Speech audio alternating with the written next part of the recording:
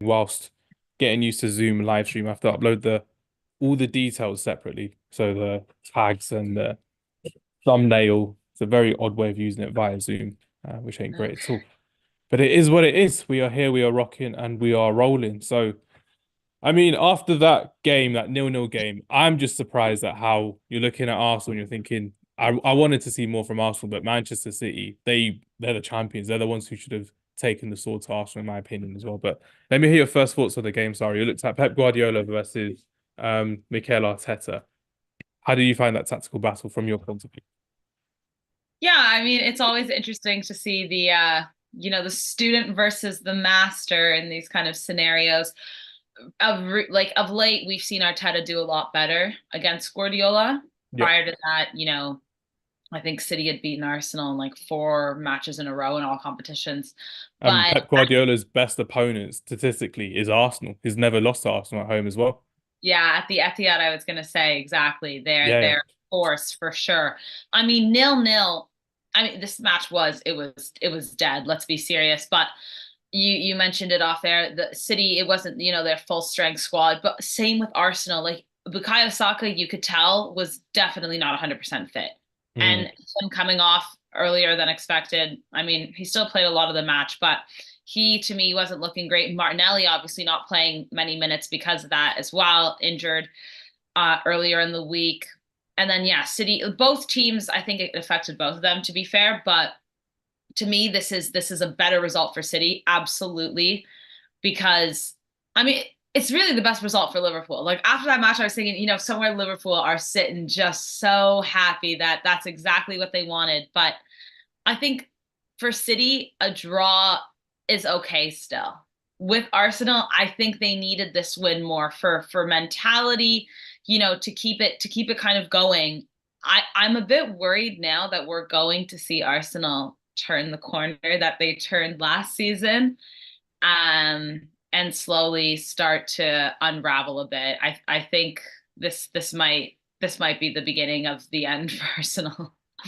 You're looking at, from my point of view, I'm looking at so many different aspects. I was looking at that tactical battle between Saliba and Erling Haaland and Gabriel versus Erling Haaland. They showed up really well. They were physical, they were dominant against Erling Haaland. And like you mentioned off air as well, Erling Haaland did not turn up in the big game, which is quite worrying to see. Recording this computer. There we go. And then when you're looking at Erling Haaland as well, sorry, you're expecting more from your talisman striker who was absolutely on fire this season and last season as well. And then you're looking at Arsenal's point of view at Kai Havertz up front, and everyone knows our thoughts on Kai Havertz this season as well. You're looking at where the chances came for Arsenal, and they were very far and few between. Gabriel Jesus had a few scuff chances. Trossard at the end on the counter attack. I thought something good could have happened there, but for me personally, I need to hear your thoughts. Could you see a clear-cut chance in this game where you think he should have scored to buried it to get the 1-0 win for Man City or for Arsenal? Because for me, I may have missed it, but I didn't see anything clear-cut for any of them. Yeah, I mean, I think you could maybe say that Holland touch right on the far post could have been. He does not have skill level at all. That No, skill was no. awful. Yeah, no, not at all. And like he's never gonna hit that. If it's any other striker, they're hitting that. But Holland's this, weird kind of phenomenon in football that we're Kind still of not really dummy. sure how to analyze him because he's scoring all these goals, but he doesn't turn up for the big games, and he's more of an athlete than a footballer.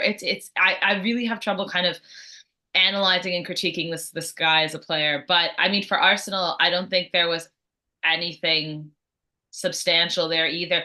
There were chances in the first half where I was thinking, take the shot, take the shot, take the shot, and they kept touching, they kept passing, and I don't know what they were waiting for, but just swing, just give it a go. It was yeah, it was poor, honestly. I'm honestly unimpressed with both sides. Like City was probably the better side, but even for City, I'm thinking like this wasn't good football. And the last 20 minutes of this match, I don't know what happened, but we saw players sliding all over the place, collisions, passes being, passed to the other side, like the other team. No one can break through the defense. Like it was, I think the commentator that I was listening to was referencing it like schoolyard football. And I was like, this is exactly what that is. It was just Absolutely. chaotic, but in the worst way possible. I'm looking at Arsenal. I'm looking at, I was, again, I keep saying this term, I'm looking at, but I was looking at so many things because I wanted to see it from a different perspective today. And as a neutral, not as a fan of Man United and looking at Arsenal and Man City as rivals, but literally just as like a coach or even as a scout, I'm looking at it thinking, who's really impressed? And everyone in defensive lines impressed for both teams. Everyone in the midfield for me impressed. Kovacic was very Yeah. astute today. Besides that awful back pass when he misplaced to Ruben Diaz and Odegaard slid in Rice and then slid in Gabriel Jesus, and it was so safe. It was so like a, oh, I'm trying to win on points if it's a boxing analogy that we're using as well. It was so, I don't want to lose this because we could then be further down in the title race. And I'm thinking with the running that a lot of these games we've got, that's the biggest game for both of them out of the way. And I'm looking at this Arsenal run thinking they can do this, but mentally they're not there. Manchester City may Yeah. have a stronger running, in my opinion, than Arsenal at this moment in time, but they've done it before. We've seen them in this position with 10 games to go, being in third or being in second, having this points gap away, and they can claw it back because they have clawed it back as well. Realistically speaking, though, I think Mikel Arteta maybe in a very naive way thought, you know what, let's try and get a point here so we can win the rest of the games. But remember, they've got Champions League football and they never had that last season as well, Cyrus. There's going to be a Yeah. bigger schedule for them as well, traveling away for Bayern Munich as well. It's going to be a big, tough time for them as well. Yeah, absolutely. I think you hit the nail on the head there. I think for Arsenal's sake, actually getting out of Champions League would be beneficial for them if they want to win the Premier League. And I get Absolutely. it, they're in the quarterfinals. It's the Champions League. They haven't been here in how long? I understand that, but in my opinion, the further they go in the Champions League, the more likely they are to not win a trophy this season at all. Now, that being said, I'm not saying bottle the game against Bayern, never, but there is a part of me thinking that if they do get out, it would be better for them overall because all of these teams, in fact, Liverpool included, Man City and Arsenal, I was looking at their schedules, and yeah, City and Arsenal definitely have tougher schedules than, well, Arsenal I think has the toughest, and Yeah. then City and Liverpool. But in the next, starting next week when April begins, they have to play 9 matches each in I think 34 days. That is so much football. And again, Arsenal have to play Bayern, City have to play Madrid. Nothing against Atalanta, but these are obviously two much bigger sides. So I think Liverpool have it a bit easier, but 9 matches is intense for anyone. And it's really now you're going to start seeing probably more injuries, and you're really going to see who can maintain playing, football basically every 3 days. And I think that's where City have the edge on both of these sides. And that's why I think this tie against Arsenal today, even though they're in third place now, it's 3 points from the top, which is just one match difference. Yeah. And I think City have the deeper squad. I They're disagree with the deeper squad, but they always have the better quality players. Like if a player is missing, you're looking at Phil Foden. If he was to come out, you bring in Jack Grealish or Jeremy Doku. You're looking at John Stones, who was out today, Britt Nakanji and Nathan Ake as well, yeah. Rico Lewis. So with the deeper squad, like Arsenal have a deeper squad, but they don't rely on that squad a lot at all. When you're looking at the quantity, it's more the quality of players that Man City have more than anything. But that's what I mean. Like Yeah, yeah, their yeah. spring of players is still a phenomenal group of players. Head and shoulders above because you're looking at the Arsenal bench and you're thinking, yeah, you don't want to start Fabio Vieira if Martin Odegaard gets injured. You don't want to be starting Reece Nelson if Bukayo Saka gets injured as well. And you definitely don't want to start Eddie Nketiah if Gabriel Jesus gets injured or Kai Havertz gets injured as well. So it will be very, very difficult. And I thought, you know what, whilst we're on the live stream as well, let's go through. I've got all the fixtures here. So with Arsenal, you've got Luton on Wednesday, Brighton next week, Saturday, then the Bayern Munich game at home, which is going to be a big tough tie as well. And that's within 9 days, the first 9 days of April. Then you've Oh, got the tough ties ahead of Aston Villa at home, who are absolutely flying, gunning for that top four position as well after winning 2-0 yesterday. You've then got yeah. that away game against Bayern Munich in the Champions League, where it could be a do or die for their Champions League hopes as well. Then you've got the away tie against Wolverhampton Wanderers, which will be a tough game for them because Gary Neal I has been know. pretty good, and João Gomez has been fantastic this season, as well. Pedro Neto as well is annoyingly injured. Then you got the game against Chelsea, Tottenham, and then Bournemouth and Man United, and then yeah, then you've got The last game is against Everton as well. So I agree with you on that one. Arsenal definitely have the tougher fixtures. Imagine they could win the league or they could lose the league at Old Trafford, which has happened before once upon a time for Arsenal. So they will have a big, big say in what's going to happen in their title race. But Man United, Tottenham, Chelsea. Aston Villa in the league. That is No, very, that very big for Arsenal. yeah, City have like they have to play their second leg against Madrid in the quarterfinals, and then they play Tottenham, and then they play Chelsea, and then they play Brighton. That will probably be their toughest five kind of matches in a row because they have that FA Cup semifinal against Chelsea, which I don't know. You know, with FA Cup, like it's always. I'm assuming it's going to be a very rotated squad, but Yes. still. And then I'm looking at Liverpool's kind of final matches here, and they have Fulham away, Everton away, West Ham away, Spurs at home, Villa away, Wolves at home, Arsenal at home. Oh, sorry, no, they don't. Arsenal's a preseason one, don't worry. Yeah, I yeah, made yeah. that mistake I as went well. too far. I went too far. I was like, to be decided. It's in July. What's happening there? Yeah, no, no, no. But okay, so you're looking at that and you're thinking they have to play their two toughest matches are probably Spurs at home, which we know what Liverpool's like at Anfield, and then Villa at Villa Park. But they have everyone else. Do they still? Oh no, they have to play United still. Oh, That's not a hard game. That's not a hard game I mean, it for shouldn't be a Liverpool. hard game, but I think because it is like the biggest rivalry, I think, in the Premier League still. Like there's so much weight on that game always. Liverpool should win that game, but it is at Old Trafford. Like I would never write it off. Like even, it's like El Clasico in Spain. Even though Yeah. Real Madrid are, by far the better team this season, these games are, historic. So, but basically the point is here is that Liverpool's schedule is miles and miles easier than Arsenal and City. And Oh, City yeah. having the better kind of substitution squad, then we look to Arsenal and we're thinking, okay, it's time to roll with the big boys. Can you do it? This is where we decide This is who. Ilkay Gundogan territory for Manchester City. This is where Yeah, one of their not so big players will come out of nowhere and shine for them as well. Last season we saw it with Rodri. Last season, the season before that we saw it with Ilkay Gundogan as well. This yeah, season, could it be a? I don't know. Could it be a Jeremy Doku? Could he get back into the first team? Could it be Bernardo Silva finally getting his flowers? Because, like you said last week as well, one of the best players for Portugal, maybe the best player yeah, for Portugal. But I think for Man City, I think it's going to be absolutely critical for how he's going to be playing, in, especially in that Real Madrid game as well. That will be a very, very tough tie as well. But Manchester City won't really have that luxury of getting knocked out to focus on the Champions League because they are the holders of the Champions League as well. So they've got all the pressure on them to get back up into this table as well. If I'm looking yeah. at the table now, yeah, like you said, 9 games to go, 3 points difference from the three teams as well. I Scary don't, hours right now in the Premier League. yeah, yeah, yeah. Like it's every game. This is where every game matters. This is where you need to win every game and pray that one of the other two loses. That's all you can do. Like you have to just take care of yourself. So, I mean, listen, like I said, Liverpool at home have been unstoppable this season. They have an easier schedule. I can't see them slipping up, which means could they do it? I don't know, man. I don't know.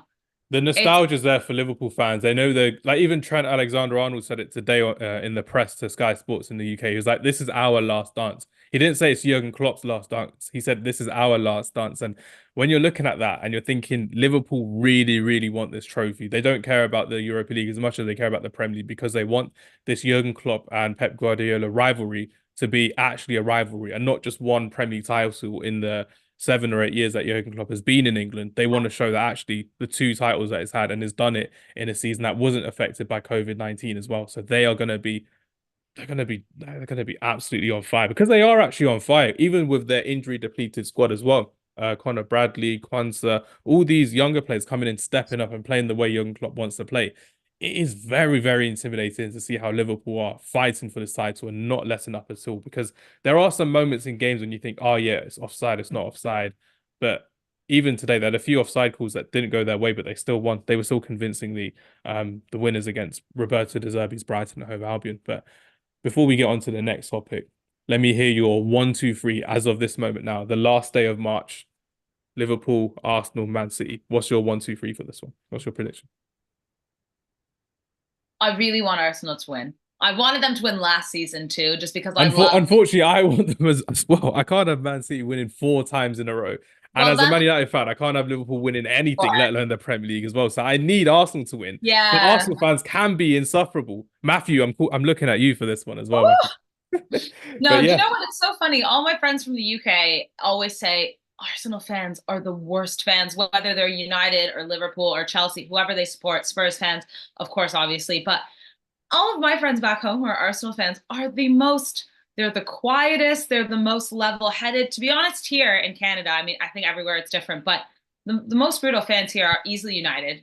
But a lot of them are also kind of those plastic fans. Like The they're ones not, that, you oh, know, I support Bayern Munich, I support yeah, yeah, Barcelona yeah, as well. yeah. Yeah, yeah. Exactly. And then Liverpool fans. And maybe I have something against Liverpool after what they did to us in the Champions League. We're That not going makes to two talk of about us. it. So I'm all good. I'm all But good. Anything against Liverpool, it's all good to see. But yeah, but I think I still think City are going to win this because of what we said. Just their squad. I mean, it's just they have so much talent, even on their bench, and they've done it before. They've been here. They know how to do it. Experience plays a big role here. I think it's going to be Liverpool and then Arsenal. I'm really hoping Arsenal can win. And just on what you were saying about like Jurgen Klopp and the storylines in this Premier League are actually, I thought about it the other day, and they're so interesting because, like you mentioned, if Pep and City win, that's four in a row. No one's yes, ever done that before, so that's insane. That's a history breaking right there, record breaking. exactly. If Liverpool win, that's Jurgen Klopp's send off. The nostalgia, it's going to be such a moment for them, and obviously they want to do that for Klopp. But if Arsenal win against these two sides with both those scenarios going on, I think it was Sharky from SDS podcast who was saying this, and I heard this, and it actually made me think like this might be one of the best wins of a Premier League if Arsenal can do that because of those two storylines going on. And it was like, I'm so excited for these next 9 weeks of football because it's truly going to be insanity in the best way, though. But yeah, Yeah, you're looking at Arsenal and you're thinking if they won it last season, that would have been one of the best storylines ever in the Premier League after beating prime Manchester City with Erling Haaland, with Gundogan, with Mahrez, with all these incredible players who had been there and done that, and then they would have stopped the treble as well. That would still be going on today. Imagine if Manchester City never won the treble because of Arsenal. And today, when you're thinking about it, it's still the case. yeah, Arsenal could still stop Manchester City winning the treble once again. It could be take two for them as well because for me, they've got to beat Chelsea and then maybe Man United or Coventry in the FA Cup final. They've got the tough tie against Real Madrid. But if it is to be a domestic double or yeah, an FA Cup or a Premier League, it could be down to Real Madrid beating them. But if it isn't, and it's going to be down to the Premier League, Arsenal could be the team. Mikel Arteta, the apprentice, could defeat the master, win the Premier League. That would be literally one of the greatest storylines the Premier League has ever yeah. seen. And in ref, Especially, sorry, sorry, go ahead. carry on. Go ahead, go ahead. No, I was just saying, especially because it's only his second year of managing this squad and how young this squad is and how young Mikel Arteta is too. It's like if he does Fourth it, year. it's crazy. It's insane. And we're Mm. talking against Klopp, one of the best managers in football, and Pep Guardiola, in my opinion, the best football manager that has existed. We're talking about two of the best, maybe if Mm. not the two best. And Arteta's going to do it in his second year. Fourth Like year. if he does it, sorry? Fourth year. Well, isn't it his second year at Arsenal? Fourth year. Don't Where's worry. the Don't worry. time gone? Is the time flies when you have What? COVID-19 coming through. Yeah, 4 years at Arsenal. Oh my God. No, that's What? actually scary because now I'm like, wait, how much time has passed? It's absolutely Hey, insane. Unai wow. Emery was a long, long way away at Arsenal as well when you're thinking about it. Freddie Ljungberg, interim manager, long, long way away. Oh And my Mikel God, I really Arteta. felt like that was just a couple of years. Oh my God. Remember, he won the Right FA now. Cup in his first half season as well against Frank Lampard's Chelsea. So he's done. Yeah. He's got the trophy in the bag already with Mikel Arteta. But annoyingly, well, actually, it's not really annoyingly. But like for example, like my parents are Arsenal fans, so it'd be really happy to see them happy over Arsenal winning as well. I've got a lot of friends who are quite nice Arsenal fans, but when you've got people like Matthew who just love to type a lot on social media or message you on WhatsApp, you're just like, yeah, yeah, these are the Arsenal fans I won't feel sorry for at all. But Arsenal with Mikel Arteta, they are a revelation. And I know people will say, oh, yeah, they've not won anything in recent years. But the way that they've been playing football, they were so mature today against Manchester City. And the fact that everyone's going to go, oh, no, they didn't beat them. The mentality isn't there. They may end up beating Tottenham. They may end up beating Manchester United. And they may end up beating Aston Villa as well in the tie that we've got coming along ahead. And that's what you can see in the growth of Mikel Arteta's Arsenal team as well. And you have to give praise and kudos to them as well, Absolutely. which is a big thing Absolutely. as well. For the record, I'm gonna go out on a bias here, and I'm gonna go for Arsenal top, Manchester City second, and Liverpool third. I'm gonna think, you know what, Arsenal I may hope be able you're to do right. it. I I really hope do I'm right. hope you're right, but I just it's hard to go against City. But it's good. We'll keep this in mind because we have the different opinions, and then at the end of the season we can see what happens. Definitely, definitely. We've got a few Premier League themed podcasts when Ramadan is over, so I've got a few more in mind for you as well. Premier League underrated 11. I'm going to get your thoughts on that one later this season, which will be good as well. But just to round off the show, I do need to talk to you about the top four race as well. So we've got Tottenham and Aston Villa vying for that fourth position, and it's looking more than likely that we've got the fifth position for the Champions League in the Premier League as well. So it could be two teams going into the Premier League. So Aston Villa won convincingly 2-0 yesterday against Wolverhampton Wanderers. I want to know, because Salim isn't here, and we always get Salim's perspective on Aston Villa. I want to get your perspective on how you think Unai Emery has done this season to get them into the Conference League quarterfinals and into the top four at this moment in time with 9 games to go, or 8 games for Aston Villa because they've played a game more, with what, a difference of 5 points from Manchester City, which is really, really impressive for Aston Villa. Yeah, I mean, I think Unai Emery is absolutely brilliant. I think he's so underrated as a manager because he's kind of like that second tier of managers. You know, you have your Guardiolas and your maybe, Hansi Flicks, Klopp, Mourinho, all these guys. And then you have Ancelotti. Ancelotti, naturally, of course. But then there's the second kind of group. And I think Unai Emery's there. And I think a lot of English fans didn't realize like how good of a manager he was. Someone who follows La Liga closely. Obviously, we're very familiar with him, but he has this ability to really, it seems like kind of have an emotional connection with his team so early. It seems like players really trust him. And that's how he's able to then pull the best out of these players. He goes in so quickly and immediately, changes things, looks at how, players play in what position the best. And he just starts forming this incredible team around these Aston Villa players. I mean, look at Ollie Watkins as well. This guy is absolutely brilliant, and just it's so unfair that Harry Kane is Harry Kane, because if he wasn't there, Watkins would be England's guy. I think And then yesterday's game summed up the difference between Ivan Toney and Ollie Watkins. Because Ollie Watkins, he didn't score yesterday, he didn't assist, but with his work rate to get the ball back in the final third for Aston Villa, that's what made him shine so much in a game where he didn't literally provide or score. But Ivan Toney had 7 different chances against Manchester United, which we'll get onto at the end of the show, as well. 7 different clear-cut chances where he could have scored or assisted, and he didn't with either of them, apart from the last one at the end, where his eighth and final one was an assist, which was great to see. So you've got 2 different strikers here as well, which we'll see who actually get into the England squad. But like you said, it's so unfair for Ollie Watkins that he's in the era of Harry Kane, where Harry Kane is going to be number one. He's the captain, the leader, maybe a legend in an England career if he does win a championship or a Nations League or something like that. But with Ollie Watkins as well, he has been superior with 16 goals and 10 assists for Aston Villa. I think it's the most for Aston Villa in the Premier League history as well, which goes to show what talent he is under Unai Emery as well. And that's what he does with talent, Unai Emery. Do you remember Villarreal when he did that with Gerard Moreno? Gerard Moreno is one of the top yeah, 5 goals and assist strikers in Europe. That's the talent of a manager in Unai Emery. yeah, yeah. No, he's just like he's so incredible, and I think like we know what he's like in tournament football, and now these guys in the Conference League are taking on Lille, but this is his bread and butter. He loves a one-off or a two-off game. Like this for him is where he really shines. So I think that's great for Villa, honestly.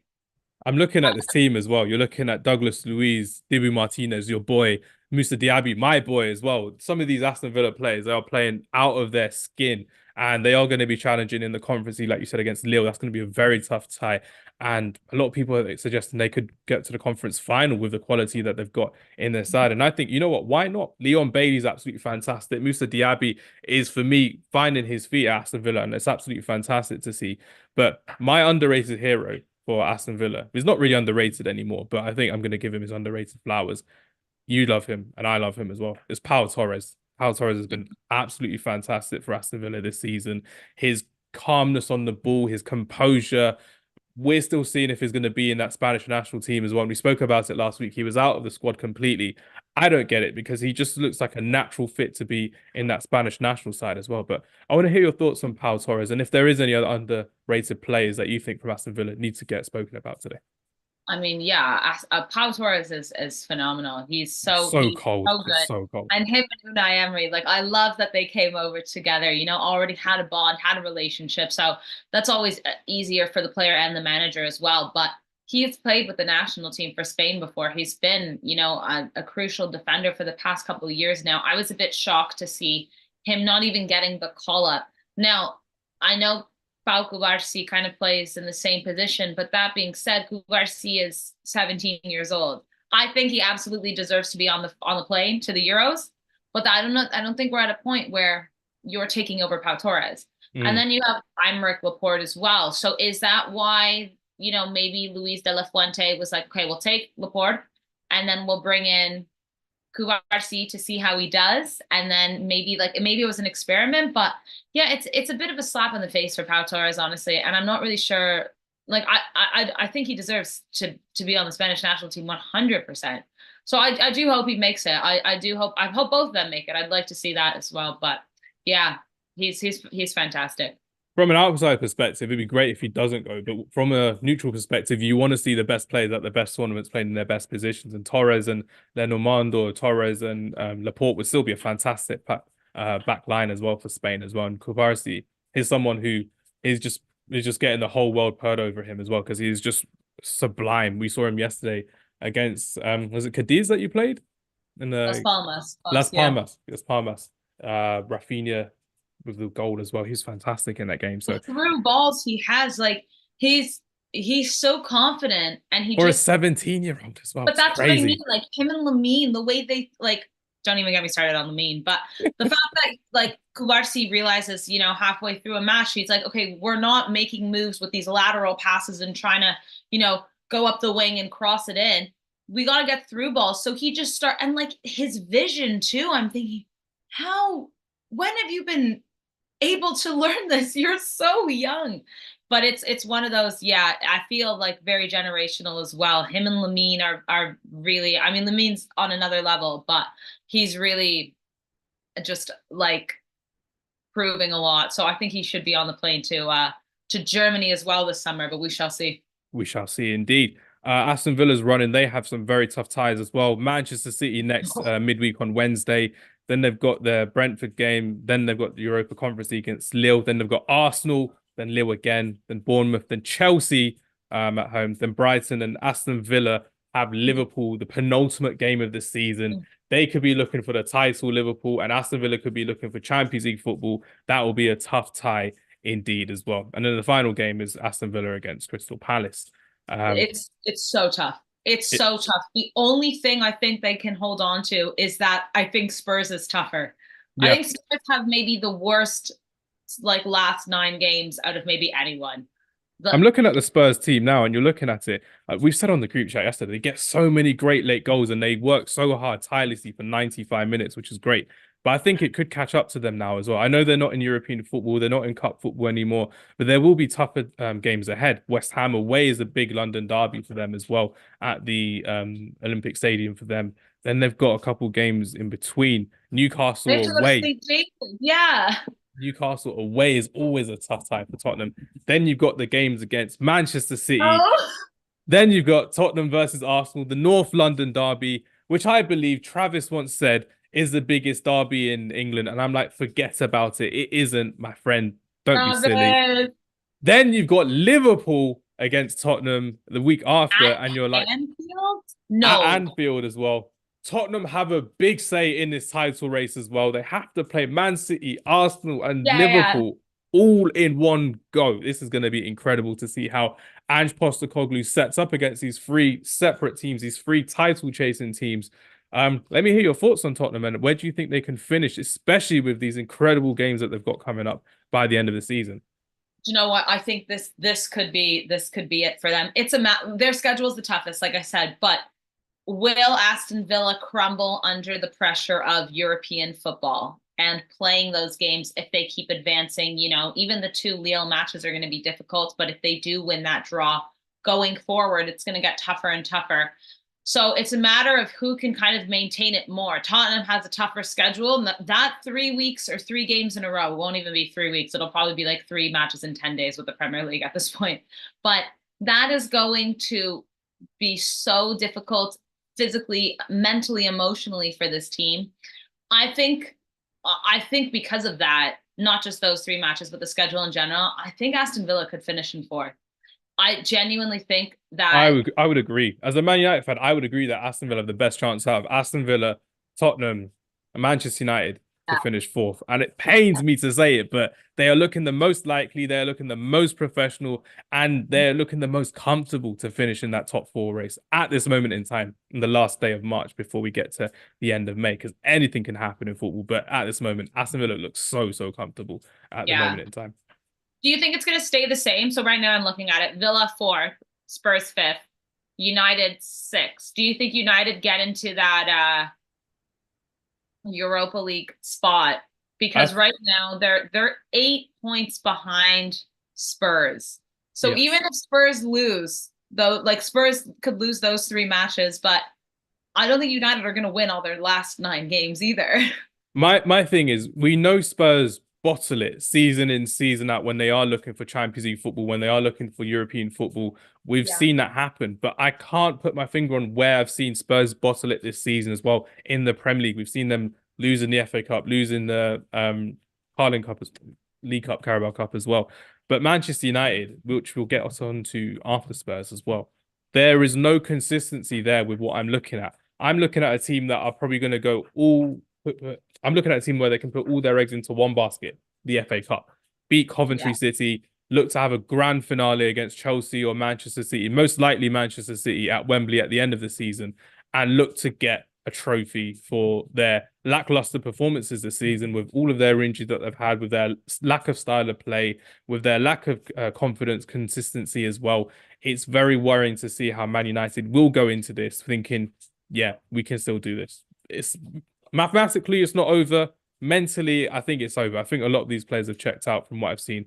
But we know that if we were against any other team, it would be over. It's Tottenham. We've seen Tottenham drop out before. We can see it do it. We can see Tottenham do it again as well. But the But difference, I think, for Spurs this season, I know in the past we have seen them, like you mentioned, bottled it. But Ange Postecoglou, I think, has given this squad a different mentality because even when they're losing, even if they're going up against a squad with 10 men, they don't give up. They press, they don't hold back, they don't set up that, wall in the back and just kind of hope for a draw. He's basically says to them, guys, give it your all because at least if you do that and you lose, you did that. mm, He's made it exciting again because, like, let's be honest, the last couple of years, watching Spurs has been miserable. Like it has been, diabolical, like, diabolical football. and that was with Harry Kane. And Mm. so now they look like they just have this fresh kind of, weight lifted off their shoulders because they know it doesn't matter if we win or lose. We're playing better football. We're giving it all on the pitch and it's working. And obviously all those, those transfers that have come in have worked brilliantly under Postecoglou. But I think that could actually be the difference. I actually think this lineup right now, 4-5-6, Villa, Spurs, United, are going to stay like that because I think Spurs will stay ahead of United. Obviously, there's a big gap, but they do have a much tougher schedule. But Postecoglou has given these guys something that I think that's the difference maker here. They're not going to get in the Champions League. I don't think so. Mm. But Europa Unless we League, get that fifth position by the whole oh yeah, coalition and thing as the well, then Champions they've League got is it. ruined anyways. It doesn't Mm. matter anymore. Next year, it's ruined. It's over. This is the last go. This is why we do all these Champions League podcasts this season, so we can get the nostalgia out there. Otherwise, it'll just become like a league format again. Next season's looking crazy. But I mean, with Spurs right now as well, like you said, no Harry Kane. They've got rid of a lot of their deadwood over the last couple windows as well. Eric Dyer now starting for Bayern Munich in consistent games as well after not really featuring for Spurs. It shows the levels that Ange Postecoglou has improved at Tottenham Hotspur this season as well. A candidate for me as maybe manager of the season, first full season in England, someone who's got Tottenham back into the good books of basically everyone because they're playing fantastic football. They're not really giving up leads like they used to as well, and they play with such energy and exuberance that we have seen far and few between in the Premier League because a lot of people now just play a lot of boring defensive football just Yeah. to prevent the big teams overcoming. And Spurs don't like to do that. Like you mentioned as well, if they are down to 10 men or 9 men like they were against Chelsea, they will still play the same way. Their fullbacks now, Porro and Udogie, are fantastic with energy, with exuberance, and their midfield of Sarr and Bissouma, underrated as a holding midfield pair that they've got as well. And the fact that Son Heung-min has already outscored himself from last season, and there's still Yeah. 10 games left as well, it's go to show that the quality is there for Tottenham Hotspur as well, which is great to see. 15 goals and 8 assists for Son this season as well. Unbelievable. Brilliant. Brilliant. Love to see it. Yeah, I mean, I love the shout for Postecoglou. I think Unai Emery has a good shout there for coach of the manager of the season, sorry, as well. Absolutely. But if Pep Guardiola wins the treble again, it's going to be long for these guys because honestly, if Arsenal, Liverpool, or City win, like that manager is getting it, and there's Yep. amazing reasons for all of them, but it's unfortunate for coaches like Unai and Postecoglou because they've been brilliant. They've been brilliant this year. It's true. It's been absolutely fantastic to see them as well. My last question before we move on to Manchester United, the final topic, is I need an update from you now, Sarah. Who's going to win a trophy first? Heung-min Son or Harry Kane? You know what? We were so confident in January. We were so confident it could have been Son's year in the Asia Cup, but it just was not the case at all. Damn Qatar, man. What a shame. Yeah, I mean, he got robbed. Like, let's be serious. Like, he Two got robbed. tournaments in a Iran row. got robbed. Everyone got robbed by Qatar. Classic. Really, I mean, it is so bad for Harry Kane right now. They lose for the first time against Dortmund in like 6 years. And At it's home as Kane's well. first season. And he still scores. And then it gets taken. Like, You can see his blood just drain from his face. It was so sad to see that with Harry Kane as well. You're just like, I've done everything. This team is meant to be the best in Germany, and it's just nowhere near the quality. No, It's it's not. embarrassing I to mean, see. but when you mentioned the stats and when you were saying like where would Bayern be? 31 goals for Bayern this season. If Kane wasn't there, what play would they be in fifth in the Bundesliga? Like genuinely, it's so like I know the narratives with Kane, but we really got to look at it like where would they be? Oman, Sané, Gnabry, Musiala. This is why I've been calling Musiala out in the league for such a long time as well. And it's just really sad to see that they're relying so much on their attacking plays, but their defense. Thomas Tuchel just has beef with all of his defenders. Kim Min-jae, who we were singing his praises of at the beginning of the season, then gets dropped to the bench for Eric Dyer, of all people, as well. Matthias de Ligt is just like the most robotic defender I've seen. And in the 2024, you can't really be like that at a top level club. We've seen Virgil van Dijk being exposed to great players before. We've seen Ruben Diaz, but they're not robotic, robust centre backs like Matthias de Ligt is. And Matthias de Ligt is younger than both of them as well. He should really be a lot better in that style of play for Bayern Munich, but he just isn't. It's because he doesn't have that quality around him to improve. Upamecano, we don't need to mention it. I'm fasting. I don't want to break my fast over Upamecano, so I'm not going to mention it at all. Which is good fun indeed. But yeah, the answer is how am I still thinking it could be Harry Kane? Like that's what bothers me. That's what's like I need to rewire my head because like I don't know. I mean, listen, Tottenham aren't winning a trophy this year, and neither are Bayern. Let's be serious. They're not. They both can't. They're both out. They both can't. So then it's like, okay, what's going to happen next season? And next season, Postecoglou is going to stay at Tottenham, but are they going to be able to do enough to win a trophy? And if they do, maybe it's the FA Cup, which is fine, still a trophy, but I can't see them winning the league just yet. I don't think they're quite like they're not going to make enough changes. Whereas Bayern might. Yes. Bayern talent are there. They just, I think like the coach is obviously leaving, and that's a massive change. So I still think I have to go with Harry Kane because I think that's going to be a big enough difference for Bayern that it could be, this year seems like it's a bit of an anomaly for Bayern Munich. I don't think it's going to continue like this. It can't. It's got to be a glitch for them. You're looking at them of whatever managers they've had for 2-3 years or so. They've got them the trophies in the Bundesliga. They've been qualifying for the Champions League quarterfinals, semi-finals, winning it with Hansi Flick as well in 2020. They've had that stature of excellence of recent years as well, and then it's just gone downhill after Julian Nagelsmann, Thomas Tuchel. It's not been great, so they're gonna have to find someone to replace them properly. And the question remains: who will be the next Bayern Munich manager? Just don't know just yet.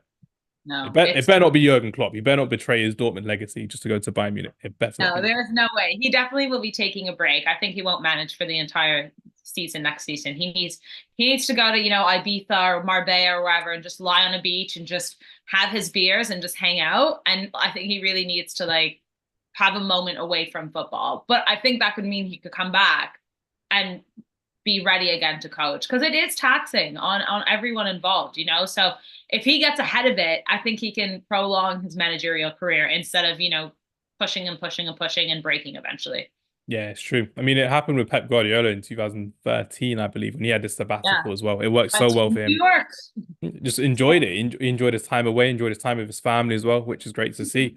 What is not so great to see, not because we're ending the show on a bad moment for me. It's not really a bad moment. It's more of an Oh, expected it's a moment. bad moment. It's a bad moment. It's a bad moment. That's why I'm not wearing any jersey today. I'm like, you know what? Let's just look a bit casual today. Manchester United drawing 1-1 against Brentford, and the stats are there, Sarah. And I was watching it yesterday, thinking, you know what? It's Ramadan. I'm not going to be swearing. I'm not going to be upset by this team. They can't do this to me again and again. And guess what? They did. Man United love to ruin people's Ramadan for the sake of ruining it after an amazing experience of seeing us beat Liverpool 4-3 at Old Trafford, losing in the 99th, well, we're losing a lead in the 99th minute. But the worst thing is conceding 31 shots on goal against Brentford. And you're looking at it thinking, this is all Brentford's fault, really. They should have beaten us 4-0, got it over and done with, got the memes out straight away. But the false hope was there already. You're looking at Mason Mount scoring his first goal for Manchester United. I still don't Crazy. know. I still don't know where he fits into this team, if he's even worth being a starter for Manchester United. But I don't care at this moment. He scored a goal. Fantastic. Got to celebrate. And then we just lose it with awful defending, just get rid of the ball to nowhere. And Ivan Toney gets past the defender and then he assists Ayer as well. So you're looking at it thinking the wrong Scandinavian person scored today. It's meant to be Rasmus Højlund, but it wasn't. It was Ayer as well, which is embarrassing to see. My question to you, I've got two questions before we end our stream. Man United, I think we're going to unanimously say I don't think we're going to see them in the top four. Maybe five at a push, but that's a optimistic push for me. And I think there's more optimism in seeing Borussia Dortmund win the Champions League than seeing Man United in the top four this season. That's just me. But my two questions for you. One, I don't think it's Erik ten Hag's fault, but he needs to be questioned so much so because there are no good suitable managers out there to replace him, in my opinion, that play attractive style of play. And that shows how bad the kind of managers are. But do you fault it more with Erik ten Hag or do you fault it more with the players for Manchester United? That's the first question I'll lay on you, Sarah. Is it Ten Hag? Is it the players? Is it the Glaziers? I'm thinking it could start from the very top here because I Mhm. constantly say this about Ten Hag. Maybe he wasn't the right coach for United, and that's okay. But I don't think this is all his fault because he came into a dumpster fire. And I constantly Absolutely. say that term because we're talking about, you know, the Ronaldo gate, players coming in and out, players already, you know, having issues with the Glaziers.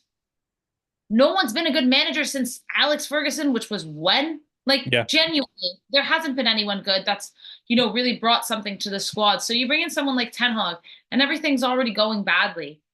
Like, he's not the kind of, he doesn't have enough experience, in my opinion, to be a manager that can really, you know, he's not the Ancelottis, the Peps, the Klopps, the Mourinhos. So I think that was really unfair. Then, you know, it does seem like he had some issues with some players. I don't know if that was necessarily either one of them's fault, you know, with players showing up late to training, or maybe it's Ten Hag's attitude. I don't know. But it seems like he lost a bit of the locker room. But that being said, some of these players are not playing good football. And No, that not. I don't believe that is Ten Hag's fault. I think there's faults on everyone here, but I don't think you can blame it just on the manager. I really don't think it's been fair for him. I mean, if you talk about a manager going on sabbatical, I think there's no one more that needs it than him. Oh my goodness, he's probably if he had any hair, he would have lost it already. I Like was just that's gonna say that. I've seen that line so much over this week. If Erik ten Hag had hair, he would have lost it by managing Manchester United. genuinely. Yeah, no, it's like I mean, I don't understand. Like I keep looking at players like Anthony, and I'm just like, what in the world? How? What happened that it's so bad?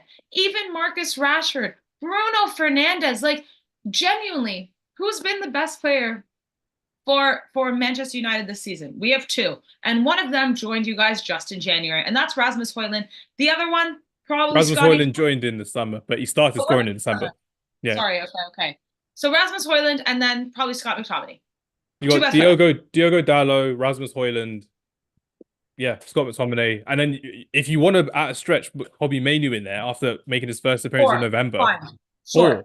But no problem. again, they're not getting into the big clubs in England. They're not getting into the big clubs in Europe as well. And we've seen again and again and again, they'll score an amazing goal. They'll get really gassed by it. They'll get happy by it. Yeah. And then the next game, when it's a bit of a slugfest, like it was yesterday against Brentford, you're not seeing them put their hard work in like you should see. You're not seeing them compose themselves on the ball like we should see from a Manchester United team under Eric Ten Hag. And I'm not going to use any previous examples of managers, but under Ten Hag, we've seen players compose on the ball. We've seen them look after the ball. We've not seen them just yeet it away into the stands to get a throw in and then concede a chance after chance after chance after chance. Yeah. And it's becoming a wiltering end to the season for Manchester United. But like I mentioned, it's all about, for Man United, the FA Cup, in my opinion, as well. 100%.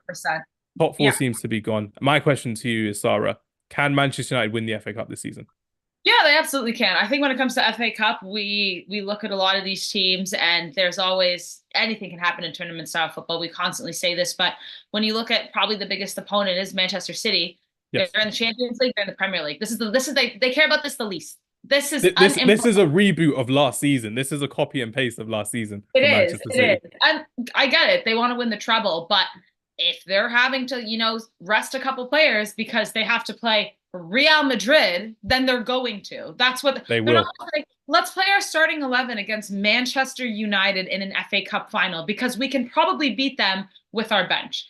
So and they did last season as well. Ortega started against over Ederson last season, and it took two De Gea mistakes for them to go, oh yeah, it was an easy game. We could rest some players at 17 minutes, and you're like, this is dreadful. Yeah, so Manchester United can absolutely win it. I mean, because Chelsea, goodness, did you see Chelsea yesterday against Burnley? Oh my gosh.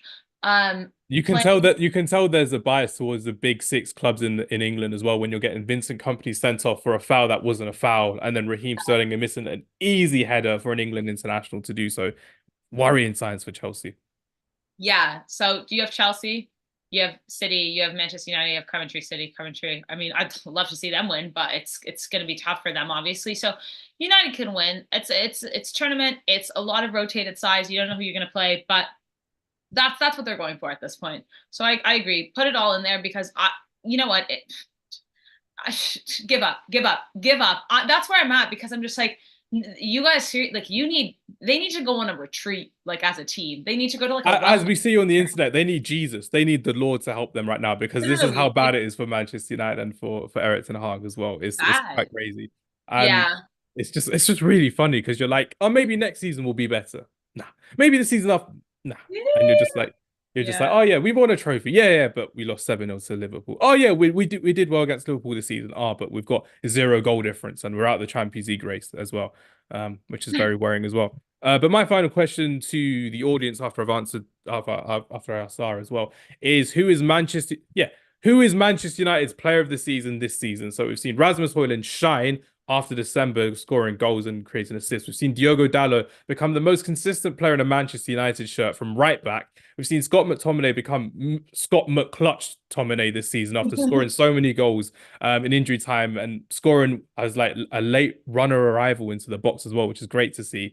And we don't have anyone else who we can really call upon as being one of the best players for Man United this season. At a stretch, Kobbie Mainoo, I would say, after coming in, but it's been a lackluster season for Manchester United. Hopefully, we finish off with a bang against Coventry City and in the FA Cup final as well.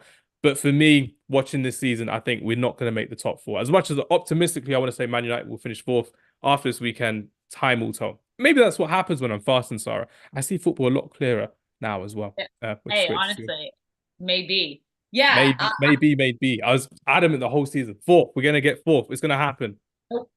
I don't think so. And you know what? Like, not to sound harsh, but you don't deserve it. Like honestly, we didn't deserve to draw yesterday either as well, the way that we played. Exactly. There's so many of these matches actually this season. United getting those like late Scott McTominay. Anytime he scores, they didn't deserve that win. That's exactly what they did not like. There were so many chances, and I get it. People say, well, in football, as long as you get the 3 points, fine. But if you watch the actual game, there's a better team, and then there's a team that got lucky, and that's fine. Luck is a part of the game, but they didn't deserve it. So I don't think they deserve it. And you know what? I think it's better for them. I think it's better for them because the worst that they need to reach the bottom in order to start the rebuild. And they keep slightly just missing the bottom. Every time they're finishing in the top four, like they think that's good enough. And it's, you guys really need to hit the fan. And I think that will actually help you in the long run. So I think they shouldn't finish in the top four. I don't think they will. And I think actually it'll be better for the club. In terms of the best player, Diego Dallo is probably the shout, but Mm. would they give it to a right back? You know, it's not a sexy position. You know, your It's true. defenders. But remember, Man United once had David De Gea win Player of the Season 3 seasons in a row because our outfield was so bad. Yeah, David De he's Gea literally has like a trophy case of just Player of the Season, fans Player of the Season because everything else was awful. It's yeah. embarrassing to see. I genuinely think it has to go to Rasmus Højlund. I think that's who they're going to give it to. But Diego I'd Dallo is, second that. yeah, yeah. He's been great, but he's alone. He's by himself there. He's just in the middle of just darkness. It's just that meme that you see all the time, just no help. There's no one around to support him, to give him chances that he deserves as well, which is great. But someone who isn't alone is Gary in our chat, who Gary said, great stream, guys. Thank you very much, Gary. I Thank you, appreciate it. Gary. Nicely done. And thank you very much, Sarah, for a fantastic live stream reacting to Manchester City, the title race, and the top four race in the Premier League. That just happened this weekend as well. It's great to have club football back, and it's great to talk about elite level football as well, which will be great. We'll probably do a live stream later this week regarding European football as well, which I'm looking forward to as well. And I'm looking forward to a few European topics of conversation, which will be great. But once again, Sarah Pararia, pleasure as always. Thank you very much for your time. And thank you everyone for listening and for sharing the video as well, which is great to see. Take care, and we'll see you next time.